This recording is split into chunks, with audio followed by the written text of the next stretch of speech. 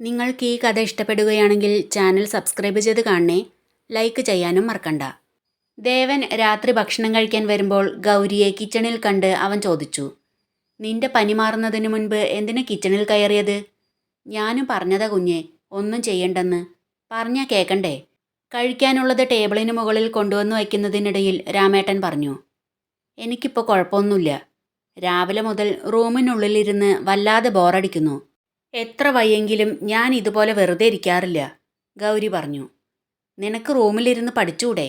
പഠിക്കുന്നത് നിനക്ക് ബോറടിയാണോ? ദേവൻ ചോദിച്ചു. ഒരേ കാര്യം തന്നെ തുടർച്ചയായി ചെയ്തുകൊണ്ടിരുന്ന ആർക്കായാലും ബോറടിക്കില്ലേ? നിങ്ങൾക്ക് എപ്പോഴും റൂമിൽ കയറി ഡോർ അടച്ചിരിക്കുന്നത് വലിയ ഇഷ്ടമായിരിക്കും. എനിക്കതിഷ്ടല്ല, ഗൗരി പറഞ്ഞു. അവന് കഴിക്കാൻ വിളമ്പിക്കൊടുക്കുമ്പോൾ കയ്യിലെ ചരട് കണ്ട് അവൾ ചോദിച്ചു, നിങ്ങളെന്തിനാ കയ്യിൽ ചരട് കെട്ടിയിരിക്കുന്നത്? നിങ്ങളും പേടിച്ചോ? അതോ നിങ്ങളെ കണ്ട് ആരും പേടിക്കാതിരിക്കാനോ? എന്നെ കണ്ട് പേടിക്കാൻ ഞാനെന്താ ഭൂതോ? ദേവൻ ചോദിച്ചു. ചിലര് രാക്ഷസന്മാരെ കണ്ടാലും പേടിക്കും, ഗൗരി പറഞ്ഞു. രാക്ഷസൻ ഞാനല്ല, നിന്റെ അച്ഛനാ, ദേവൻ പറഞ്ഞു. ദേ, എൻ്റെ അച്ഛനെ പറഞ്ഞാലുണ്ടല്ലോ, ഗൗരി പറഞ്ഞു. പറഞ്ഞാൽ നീ എന്തു ചെയ്യും? നിന്റെ അച്ഛൻ തന്നെയാ രാക്ഷസൻ. അല്ലാതെ മനുഷ്യരാരെങ്കിലും മക്കളെ ആരെങ്കിലും വന്ന് ചോദിച്ചാൽ മറ്റൊന്നും നോക്കാതെ അവർക്ക് കൊടുക്കുവോ? ദേവൻ ചോദിച്ചു. അത് കേട്ട് ഗൗരിക്ക് വല്ലാതെ സങ്കടം വന്നു. അവൾ ചമ്മലോടെ രാമേട്ടനെ നോക്കി. രാമേട്ടൻ ഒന്നും ശ്രദ്ധിക്കാത്തതുപോലെ അവിടെ ഇരിക്കുകയായിരുന്നു. ഗൗരിക്ക് സങ്കടം വന്നു എന്ന് ദേവന് മനസ്സിലായി. രാമേട്ടൻ്റെ മുന്നിൽ വച്ച് അങ്ങനെ പറയേണ്ടായിരുന്നു എന്ന് അവന് തോന്നി. അവൾ സങ്കടത്തോടെ നിൽക്കുന്നത് കണ്ട് ദേവൻ പറഞ്ഞു, അവിടെ ഇരുന്ന് കഴിക്ക്. എനിക്ക് വേണ്ട, അവൾ അവനോടുള്ള പരിഭവം പോലെ പറഞ്ഞു. അവിടെ ഇരുന്ന് കഴിക്കടി, അവൻ സ്വരം കടുപ്പിച്ചു പറഞ്ഞു. ദേവന്റെ ആ ശബ്ദത്തിൽ അവൾ ഒന്ന് വിറച്ചു. പതുക്കെ അവൾ ആ ചെയറിലിരുന്നു. കണ്ണുകൾ നിറഞ്ഞു തുളുമ്പുന്നത് അവൻ കാണുന്നുണ്ടായിരുന്നു. അല്പനേരം അവിടെ നിശബ്ദത പടർന്നു. അവൾ പിന്നെയും കഴിക്കാതെ ഇരിക്കുന്നത് കണ്ട് അവൻ പറഞ്ഞു, കഴിക്ക്. ഞാൻ പറഞ്ഞതിന് നീ എന്നോട് പിണങ്ങിക്കോ. നിന്റെ വയറിനോടെന്തിനാ പിണങ്ങുന്നത്? മോളെ കഴിക്ക്, രാമേട്ടൻ പറഞ്ഞു. അവൾ നനവാർന്ന മിഴികളാൽ ദേവനെ ഒന്ന് നോക്കി. അവനൊരു പുഞ്ചിരിയോടെ അവളെ തന്നെ നോക്കിയിരിക്കുകയായിരുന്നു. അവൾ ദേഷ്യത്തോടെ അവൻ്റെ മുഖത്തു നിന്ന് മുഖം വെട്ടിച്ച് നോട്ടം മാറ്റി. എന്നിട്ട് അവിടെ ഇരുന്ന് കഴിച്ചു. കഴിച്ചെഴുന്നേറ്റ് കഴിഞ്ഞ് റൂമിലേക്ക് പോകുന്നതിന് മുൻപ് ദേവൻ പറഞ്ഞു, രാമേട്ടാ, നാളെ കുറച്ച് നേരത്തെ വിളിച്ചോ, ഒരു സ്ഥലത്ത് പോവാനുണ്ട്. എന്നിട്ട് ഗൗരിയെ ഒന്ന് നോക്കി അവളോട് പറഞ്ഞു, വെള്ളമെല്ലാം നേരത്തെ കൊണ്ടുപോയി വച്ചോ. രാത്രി റൂമിൽ നിന്ന് പുറത്തിറങ്ങുകയാണെങ്കിൽ ലൈറ്റ് ഓൺ ചെയ്തിറങ്ങ്.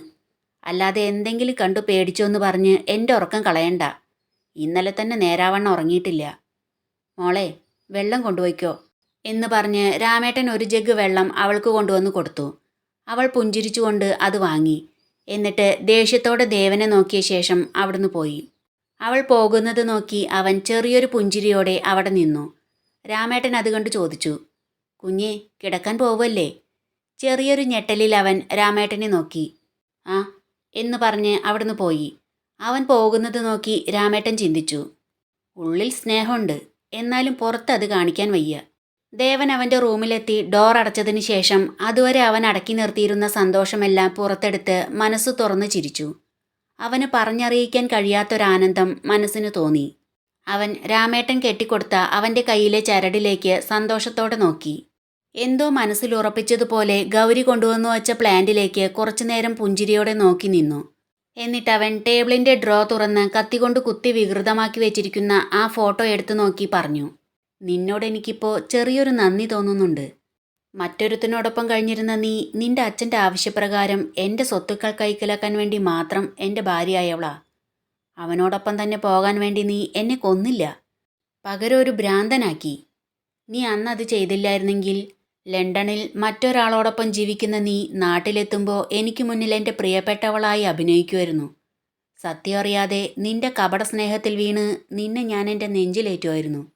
നിന്റെ നിഴലിലെ ചതി തിരിച്ചറിയാതെ ആ അഭിനയത്തെ സ്നേഹമെന്ന് കരുതി ഞാൻ പിന്നെയും നിന്നോടൊപ്പം ജീവിച്ചു പോകുമായിരുന്നു.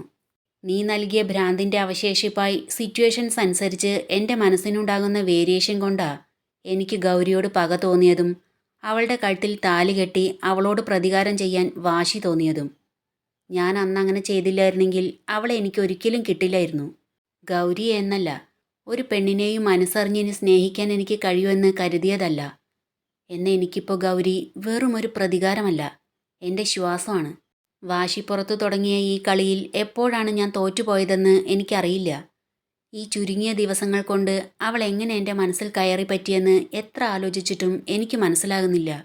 ആ താലിച്ചരടിൽ ഞാൻ കോർത്തത് അവളുടെ ജീവിതം മാത്രമായിരുന്നില്ല, എൻ്റെ ബാക്കിയുള്ള ആയുസ് കൂടിയായിരുന്നു. സ്നേഹിക്കാൻ മറന്നുപോയ ഈ മനസ്സിലേക്ക് അവളിപ്പോൾ പെയ്തിറങ്ങുക, ഒരു മരുന്നായി, മന്ത്രമായി. ഇല്ല, അവളെ വിട്ടുകളയാൻ എനിക്ക് കഴിയില്ല. ഗൗരി, അവളിന്ന് ഈ ഭ്രാന്തൻ മനസ്സിലെ ഏക ആശ്വാസമാണ്. എൻ്റെ ഉള്ളിലെ ഇരുട്ടിനെ അകറ്റാൻ അവൾക്ക് മാത്രമേ കഴിയൂ എന്ന് ഞാൻ തിരിച്ചറിയുന്നു. താലി കെട്ടിയത് പ്രതികാരമായിരുന്നിരിക്കാം, പക്ഷേ അത് അവൾ എന്നേക്കുമായി എൻ്റേതായി മാറാനാണെന്ന് ഞാനിപ്പോൾ തിരിച്ചറിയുന്നു.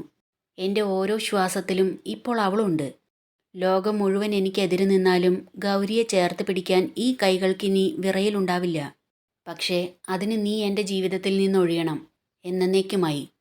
അതുവരെ അവൾ എൻ്റേതാണെന്ന് പുറം ലോകം അറിയില്ല. നിന്നെ ഭയന്നല്ല, മറിച്ച് അവളെ എനിക്ക് നഷ്ടപ്പെടാതിരിക്കാൻ, ഈ ലോകം അവളെ കുറ്റപ്പെടുത്താതിരിക്കാൻ എന്ന് പറഞ്ഞ് അവൻ ആ ഫോട്ടോ കീറി കഷ്ണങ്ങളാക്കി വേസ്റ്റ് ബാസ്ക്കറ്റിലിട്ടു. എന്നിട്ട് ബെഡിൽ വന്നിരുന്ന് ആ പ്ലാന്റ് നോക്കി പറഞ്ഞു, നീ എനിക്ക് നൽകിയത് ശുദ്ധവായു മാത്രമല്ല ഗൗരി, എൻ്റെ ജീവവായു, എൻ്റെ ജീവിതം, ആശകൾ, സ്വപ്നങ്ങൾ.